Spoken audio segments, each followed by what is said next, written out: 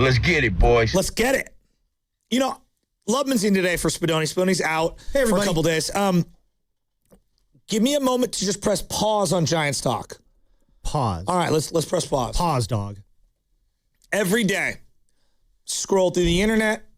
Every day, shout out the internet. I check on what's on, ESPN or whatever. Every day, something new.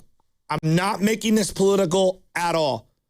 I know people will run with it and make it political. Where are we going? I'm just telling you.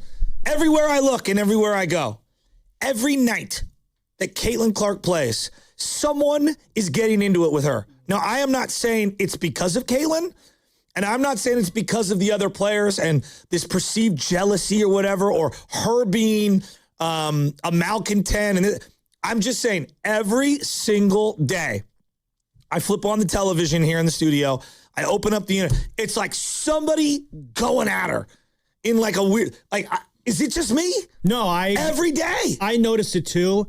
Like last year, I was just kind of like, whatever about it. But then it got to a point where I'm just like, the WNBA is ascending right now. And no doubt. Like we see it right down the street at Chase Center. I've watched more in the last 2 years than the 20 prior combined. It's become a really cool product. The league is expanding. They added a team this year. I think they added 2 teams this year, Portland and Toronto. They got one in Philly coming along in a few years as well. The league is getting more legitimate over the last 2-3 years than it had been over the prior 25-ish years beforehand. And that started because of Caitlin Clark. Like, Caitlin Clark's arrival to the WNBA, maybe I'm going a little too crazy with this. It was a lightning rod moment. Joe, if you want to say you're too young to make this comp, whatever, go ahead. It almost kind of reminds me of like when Magic and Bird entered the NBA. There are a lot of similarities, like her and Angel Reese, and that college rivalry carrying over. And because yes, there's no doubt. I watched Angel Reese and Caitlin Clark in college because when those two were in college, I was watching more women's college basketball than the WNBA. But then they translate. I think I was too. And then but then they both go up to the WNBA, and now I'm watching there as well. And it's not just Angel Reese and Caitlin Clark. I put Paige Beckers in that group as well. I think she's another. I watched her in college. Juju Watkins before the injury too was awesome. And Juju's the next wave. I think Azzi Fudd's in that as well. Like you're seeing, these women coming out of college and they're just massive stars in college. They're bringing their stardom to the WNBA, and it's making the league cooler. Caitlin Clark is the top of that pyramid, though. So many women in this league are going to get paid because of the eyeballs that Caitlin Clark is bringing to this sport right now. Tiger effect. Yes. Or I'm just using that as an example of recent. No, that's a great example. The messy MLS kind of experiment as well. Which brings me to this point. Like, the WNBA should probably have some sort of, I want to say special rules, but I'm going to say special rules. No, there's no special rules. You don't need special rules. Okay, maybe I'm going too far about? But you're not going to do special rules for anyone. No. Okay, fine. Let me back off that then. But I agree with you, Joe. There's too many people going at her every night. No, is it because of her? I guess my question is to you, because I've watched a handful of the games lately. I guess the question I'm asking, remove the emotion of the political BS that people want to rip from. I'm just asking, is it more Caitlin bringing it on to herself in terms of her chippiness and her attitude?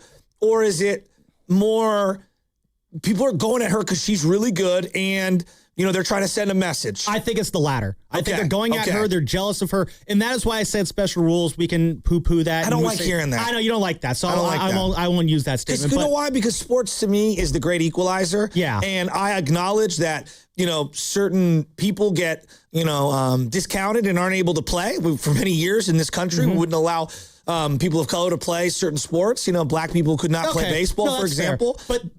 But Sam, I guess my point is that when the ball gets rolled out, either you can play or you can't. Either you can help this team or you can't. And there's something that I find very democratic and a meritocracy and simplistic about sports. Yes, I agree with you on that. So that's why I'm backing off that. But at the same time, they can't allow her to just be getting thrown to the floor like this every night. But she's not. She's 1 second. She does get thrown around. But can you also acknowledge? And I'm the biggest Caitlin Clark fan. She brings up a lot on herself. She does whine and cry and yell at the officials. And like Luka, I would say to her, "You're too good to be acting like this." Is she yelling at the officials though because that's part of what she does, or is she yelling at the officials? She's frustrated.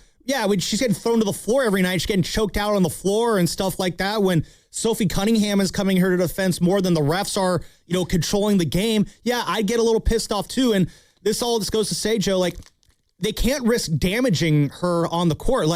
If she gets hurt and it takes away from her game and she's not able to be as good because she's too busy nursing some sort of injury, or she's not on the court at all because she's nursing an injury that is a result of this physical play, that's detrimental to the league. Yeah, but Caitlin Clark, you have to be able to persevere through it, and we can't cater specific. Steph Curry has been slighted and physically punished, and that's why his entire career. And it pisses me off, Joe. Yeah, but he's overcoming it, and it's what makes him so great.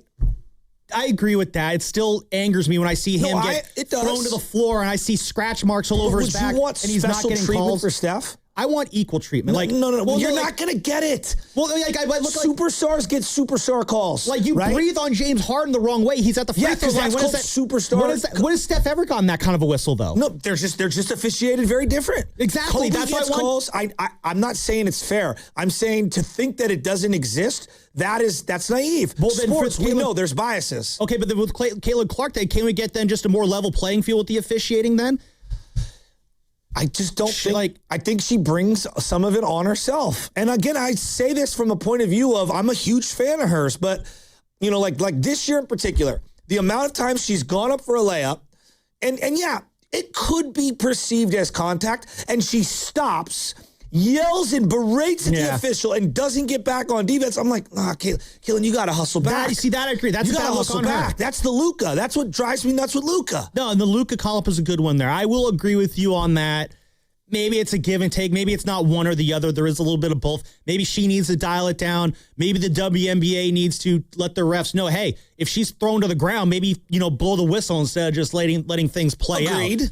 That's why. So that's kind of what I mean there in terms of just let's take care of this girl a little bit. So many people. You can't do that though. You can't do that. You can't take care of Otani. You can't take care of Lincecum. You can't take care of just Kyler Murray. Okay, for example, in the NFL, when they do that with Mahomes, it drives me nuts.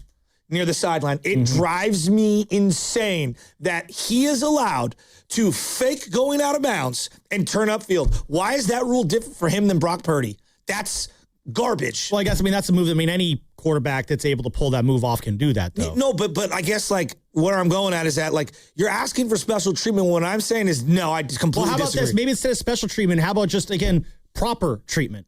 If she's thrown to the floor, blow the whistle. Well, my counter to her would be, you need to have proper responses and fight through it. I agree with that, too. And not let it get to you. Because here's what I would say. One thing is evident to me. It's clearly gotten to her. And she's awesome. And how scored come not? 30 points last night. Yeah. Had 11 assists. She's second or first in the league in assists. I mean, she's having a good year. Last year was an injury-riddled year. It was not a good year. This year's been better. She's just got to have to fight through it. If you're playing against them, too, obviously it's a tactic. Aaliyah Boston's a very good player, but she's their best player. And if I saw her reactions to me doing that to her, doing it. I'm going to do it even more, probably. Yeah. It's the Draymond, get in their grill, get them agitated. And this is where, again, I come down on every night I turn it on, and I'm saying she's never going to get past it until she has to grow beyond it in terms of letting it affect her so much. Is it an issue? It is. Yeah. And it's working. Yeah. And it's not a fair situation for her, because I do think, when she's... But life isn't fair. No, and that's what I'm getting at. It's unfortunate, but... To your point, yeah, I will agree with you. She probably needs to tone it down on her end, but it's a both sides thing. I would agree. The league needs to be more fair in their officiating. When I say special, just fair. She is very important for the future of this league. I think we can all agree on that. And she's one of many cogs in the wheel, yes. I would argue that she is more important for the WNBA than Shohei is for Major League Baseball. Because Major League Baseball is pretty entrenched with its 30 teams right now. Major League Baseball's been going strong for 140 years. Yeah. The WNBA has been up and down for most of its 30-year existence. A lot of teams have dropped off the map and disappeared. There used to be a team up in Sacramento, the Monarchs. They don't exist anymore. Like, of all the original WNBA teams, I think only like 4 or 5 of them are still in existence or something like that. The league's gone through a lot of turnover. Now it's at a point, because of her, the league is stabilizing and it is growing. No, she's a big part of it. It's not because of her. The Valkyries don't have her. But I think they've been a huge boon. But I think Caitlin Clark is what drives you. Caitlin Clark makes you look at the WNBA, and then everything else there is what keeps you looking at the WNBA. But you needed the Caitlin Clark to initiate that. If Shohei Ohtani disappeared tomorrow, Major League Baseball is going to keep going. If Caitlin Clark disappeared tomorrow, I think you lose a lot of eyes on the WNBA. You might lose eyes. There's that I won't deny you in terms of eyes. And I think overall. eyes are. But to say that I'm a believer in that the sports are bigger than the individuals, but there are certain individuals that are special for the sport. And I think Caitlin's one of them. She is, but there are a variety of special players. Like Asia Wilson is special for the sport. Paige Beckers is special for the sport. Now, you and I can argue about who's tapping in, who's not, and who's more special in this, but like, for example, you brought up Larry and Magic, okay? Mm-hmm. They built a lot of their buzz was built on the back of the ABA, Dr. J, and that high-flying 70s basketball and what had happened, which preceded that, which is the Celtics and Bill Russell. I was like, you don't become just who you are without building on the backs of those who came before you. So to say that Larry and Magic, they saved the NBA. Yeah, they did save the NBA. The NBA wouldn't even have been needing to be saved. It would have been dying 20, 30 years prior if it weren't for these other contributions. I agree with that. I think there's a collective whole. But I could also say that Larry and Magic did spearhead a massive growth in attention for the NBA. Undeniable. Yes, the stuff that happened before set the tone for it. Absolutely. Just like with Caitlin Clark, the WNBA did have superstars before her that set that tone. You mentioned Asia Wilson. You mentioned Sabrina Ionescu. Like, you mentioned, who's my girl? Kelsey Plum down in LA. Like, those, Maya Moore is another one. Candace Parker. I mean, Kelsey Plum's like profile in terms of Instagram, obviously being when she was with Darren Waller, that raised her profile as well. But she is a megastar on social media all around. Yeah, she won, I think, back-to-back titles with the Aces. Like, but that core of superstars, Sabrina, Kelsey, Asia Wilson, Nafisa Collier, going back before them, Maya Moore, Candace Parker, I don't think they spearheaded the kind of growth and interest that this current crop of young stars coming up has done. You and might Caitlin be right Clark, in that, Angel Reese, Paige Beckers, AZ Fudd, Juju Watkins. I'll grant you that. But I go back to Larry Bird and Magic. And like Larry and Magic aren't there without the Pistol Petes, without the Oscar Robertsons, without the Bill Russells. Like and so like you take these elements of their game and they're molding it into the next generation, and then they take it and they run with it. And so like no one player is bigger than the sport. No, and I guess you can also make the argument that, again, Ionescu, Plum, Candace Parker, Maya Moore, like, does this current crop of Caitlin Clark, Paige Beckers, and all them, do they kind of happen without those superstars that came before them? So, yeah, I would absolutely agree. They don't happen without honestly, without college women's basketball being at the forefront of ESPN coverage for years on end, I'm not sure that their profiles heading into the WNBA are as large as they are today. Exactly. College basketball, and what that platform gave them, and I give ESPN a lot of credit because ESPN, a lot of people want to crap on ESPN. One thing that they've done, UConn basketball, whoever their best player is, household name. Yep. Right? It's incredible how many people from household UConn name, are in the W right? these days. And so, I don't know, man. I think that's good. Everyone thought golf was going to die after Tiger, right? Mm-hmm. Here we have Rory. Still doing pretty good. And there's no Phil and there's no Tiger. And I, as a diehard golf fan, I'm like, I don't know. Everyone knows who Rory is. If I just say Rory, we all know who that is. Bryson, we know who it is, whether you like him or not, right? There's a handful of guys. No one is bigger than the sport. Now, is Tiger still the needle mover? For a lot of people, yes.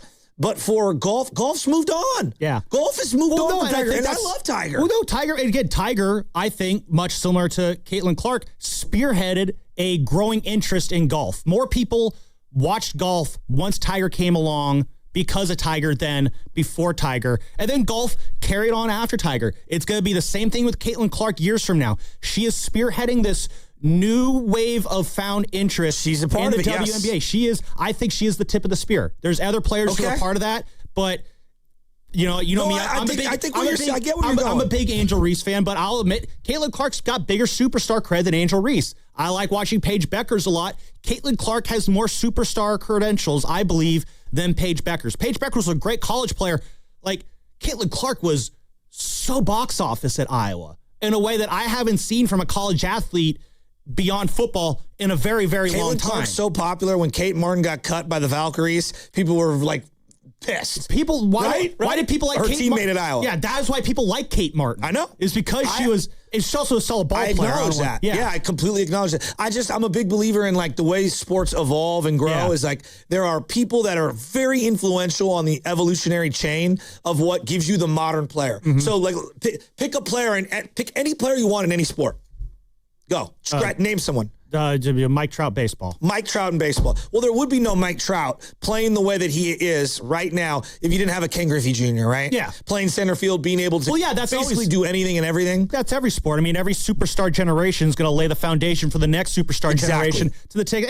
5-10 years from now, there's some girl in 8th grade right now somewhere, Shasky, when she gets to the WNBA in 10 years from now, she's going to be the new thing that's spearheading the next new wave. And maybe that's the girl who, is the spearhead that has this league grow from 20 teams to 24 teams. Sure. Like, it's... Do you remember when the NBA, like when Michael was going to retire, I remember the NBA conversation was, who will be the face of the NBA? Mm-hmm. Oh, they're in trouble. And it was like T-Mac, Stevie Franchise, Vince Carter, Kobe and Shaq. There were a variety of guys. Like, it was all up in the air. Like, what's going to happen after Jordan? Could Tim Duncan be it? And there were all these names, and the NBA figured it out. Yeah, there's always a next star, but this case, the next star is contributing to a massive growth of the league. Like in real time. I'm not talking about just eyeballs too. I mentioned eyeballs, obviously. And obviously when Jordan retired, Kobe became the guy and Kobe brought eyeballs to the league. Yes. Kobe did not add teams to the league.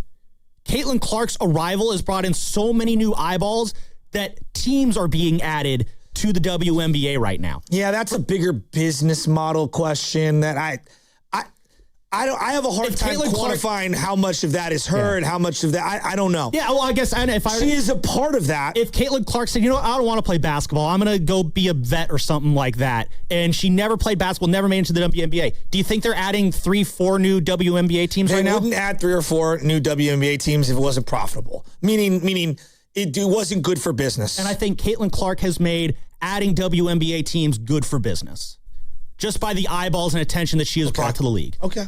That's how I look at it. All right. So, yeah. Let's go to Ross in Benicia. Hey, Ross. He thinks everything I've said is completely wrong about Caitlin Clark.